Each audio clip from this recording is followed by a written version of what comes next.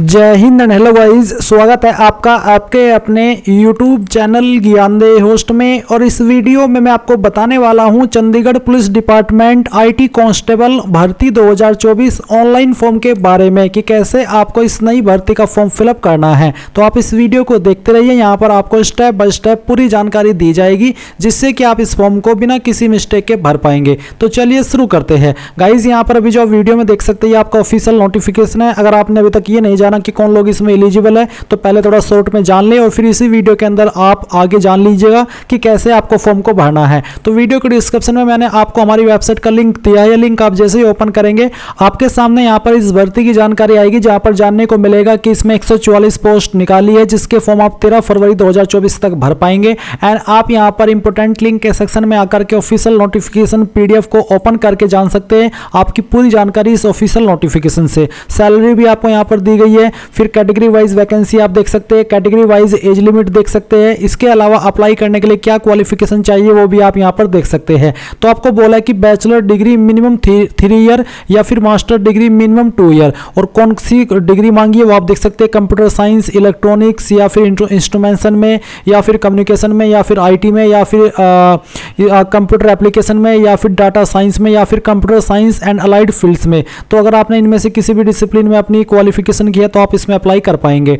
Driving skills भी आप देख सकते हैं, कंप्यूटर स्किल्स आप यहाँ पर देख सकते हैं, एप्लीकेशन फीस यहाँ पर देख सकते हैं एंड एग्जाम पैटर्न भी आपको यहाँ पर दिया है। अब गाइज अगर आप इसमें एलिजिबल है और इंटरेस्टेड है फॉर्म को फिल करने के लिए तो आपको कैसे फिल करना है जान लेना है। तो यहीं पर आप ये अप्लाई ऑनलाइन लिंक ओपन करेंगे। इसके बाद में आपके सामने ये वाला इंटरफेस आएगा। यहाँ पर आने के बाद में सबसे पहले आपको रजिस्टर के ऊपर क्लिक करना है। इसके ऊपर क्लिक करने के बाद आपके सामने कुछ ऐसा इंटरफेस आएगा। अब आता है कैंडिडेट नेम। आपको यहाँ पर आपका नाम 10th के सर्टिफिकेट के अकॉर्डिंग एंटर करना है। डेट ऑफ बर्थ आपकी जो भी है वो आप यहाँ पर सेलेक्ट करेंगे, पहले आपका ईयर फिर यहाँ से मंथ और उसके बाद में डे। देन गाइज आप आपकी ईमेल ID एंटर करेंगे। ईमेल ID को दोबारा डाल करके वेरीफाई करेंगे।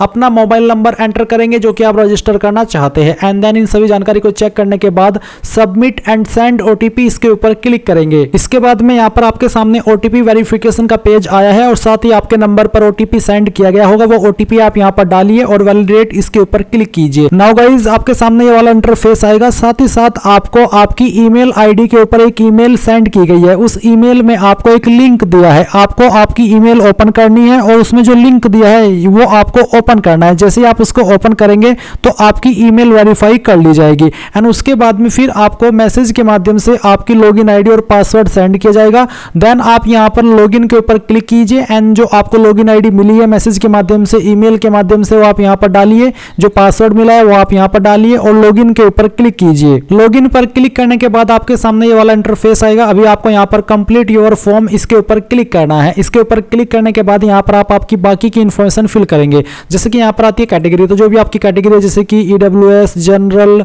OBC, SC वही आपको सेलेक्ट कर लेना है।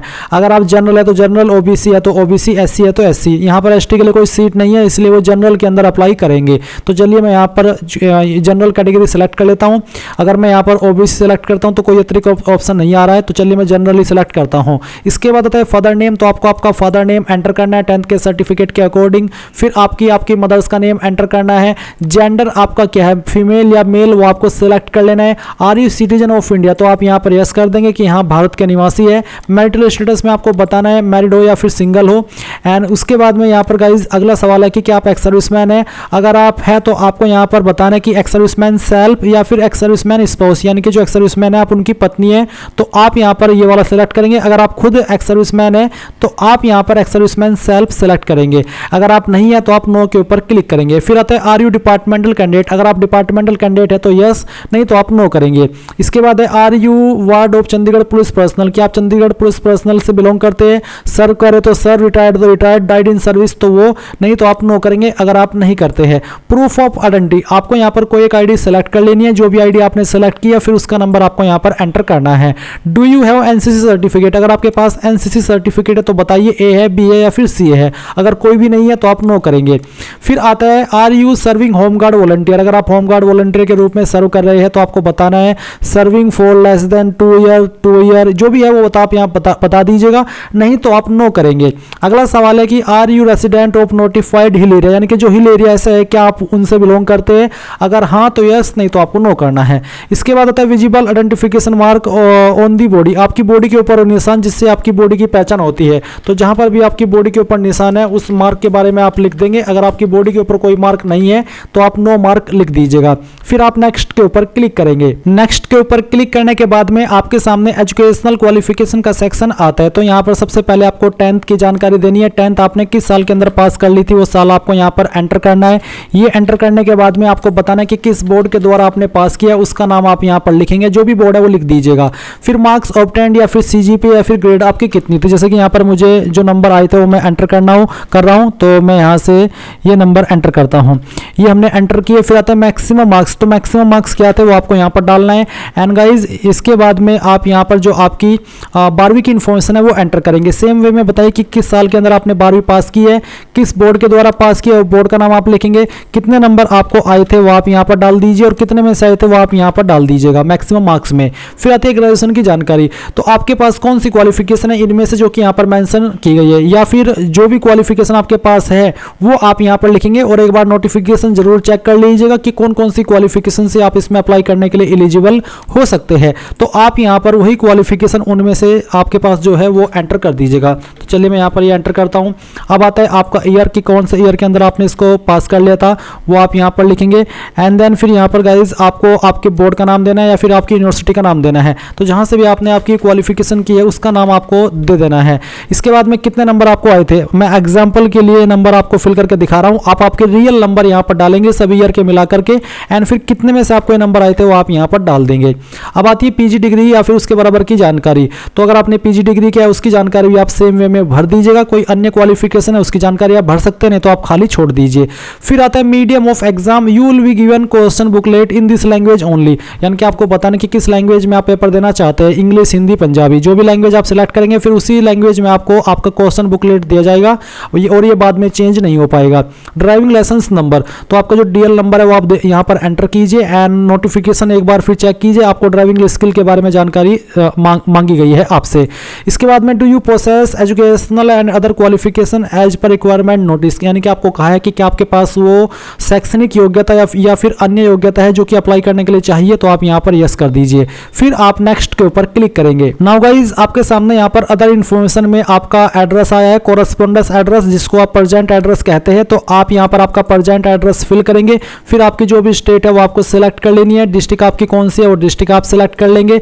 आपकी सिटी कौन सी है वो सिटी आपको यहाँ पर एंटर कर देनी है। एंड देन फिर यहाँ पर जो आपका पिन कोड है वो भी आपको डाल देना है। एंड इसके बाद में आता है कि क्या आपका परमानेंट एड्रेस एंड कोरस्पोंडेंस यानी कि प्रेजेंट एड्रेस सेम है। अगर दोनों एड्रेस सेम है तो आप यहाँ पर यस कर देंगे। अगर अलग है तो इसको अनटिक करके अलग से अपना परमानेंट एड्रेस भर दीजिएगा। फिर आता है फोटो। तो यहाँ पर फोटो का साइज 100 KB से कम और फॉर्मेट जेपीजी का रखा है। तो आप चूज फाइल के ऊपर क्लिक करेंगे। जहाँ पर आपकी फोटो फाइल है वो आपको सेलेक्ट करनी है, ओपन करना है। इस तरह से फाइल का नेम आएगा। फिर जहाँ पर आपका सिग्नेचर है वो आपको सेलेक्ट कर लेना है, सिग्नेचर की फाइल को।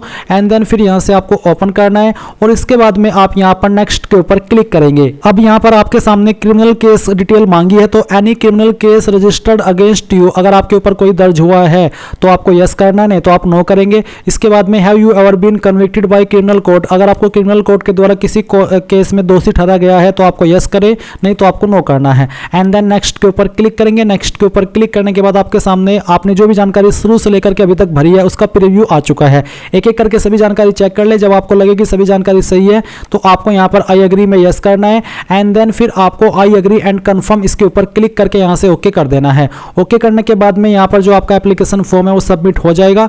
और यहाँ पर अब आपको अपलोड डॉक्यूमेंट का ऑप्शन देखने को मिल रहा है। तो आप यहाँ पर अपलोड डॉक्यूमेंट इसके ऊपर क्लिक करेंगे। इसके ऊपर क्लिक करने के बाद में यहाँ पर आपको एज प्रूफ के रूप में 10th का सर्टिफिकेट अपलोड करना है। इसका फॉर्मेट पीडीएफ का और साइज 500 KB से कम रखा है।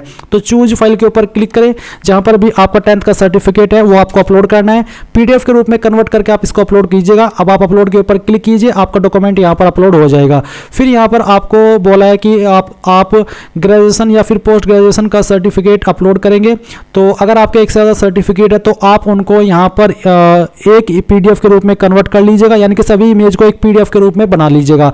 एंड फिर यहाँ पर वो अपलोड कर दीजिए। फिर जो आपका यहाँ पर प्रूफ ऑफ आइडेंटिटी है, जो भी आईडी आपने दी है उस आईडी को आप यहाँ पर अपलोड करेंगे। ड्राइविंग लाइसेंस आप यहाँ पर अपलोड करेंगे। गाइज जैसे ही आप ये डॉक्यूमेंट्स अपलोड कर देंगे तो आपको यहाँ पर इस तरह से जानकारी देखने को मिलेगी। आप यहाँ पर इनके ऊपर क्लिक करके इसको वेरीफाई भी कर सकते हैं कि सही से अपलोड हुआ है या फिर कोई और डॉक्यूमेंट तो अपलोड नहीं हो गया। एंड जब आपको लगे कि सभी डॉक्यूमेंट सही अपलोड हुए हैं तो आप प्रोसीड पर क्लिक करें और यहाँ से ओके कर दे। ओके करने के बाद में आप यहाँ पर इसके बाद में फी डिपोजिशन के ऑप्शन पर आएंगे। मैंने इस फॉर्म को एक्स सर्विसमैन से भरा है ताकि मुझे कोई फीस पे ना करनी पड़े और मैं आपको पूरा प्रोसेस दिखा पाऊँ। बाकी कैंडिडेट को यहाँ पर फीस पे करनी है तो उनके सामने फी डिपोजिशन का ऑप्शन आएगा, तो आप यहाँ पर अपनी एप्लीकेशन फीस पहले जमा करेंगे, उसके बाद में आप यहाँ पर आपका फाइनल प्रिंट आउट ले पाएंगे। अगर आपको फीस जमा करने में कोई प्रॉब्लम आ रही है तो मैं आपके लिए एक अलग से पार्ट 2 की वीडियो बना दूंगा फी जमा करने की। एंड अगर आप कर पा रहे हैं तो फिर आप कोई अच्छी बात है, अच्छी आपके एग्जाम के लिए मैं आपको बधाई देना चाहूंगा कि आपका ये जो प्रोसेस है वो कंप्लीट हो जाए।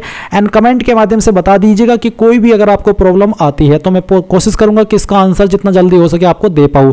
जैसे ही आप ये प्रोसेस कंप्लीट कर लेंगे तो आप फॉर्म प्रिंट आउट के ऊपर क्लिक करके आपके एप्लीकेशन फॉर्म का प्रिंट है वो पीडीएफ के रूप में डाउनलोड कर लेंगे। इस तरह से गाइज आप लोग इस फॉर्म को भर पाएंगे। आई होप ये जानकारी आपको पसंद आई होगी। कोई सवाल कोई डाउट रह गया हो तो जैसे कि मैंने कहा कमेंट के माध्यम से पूछ लीजिएगा।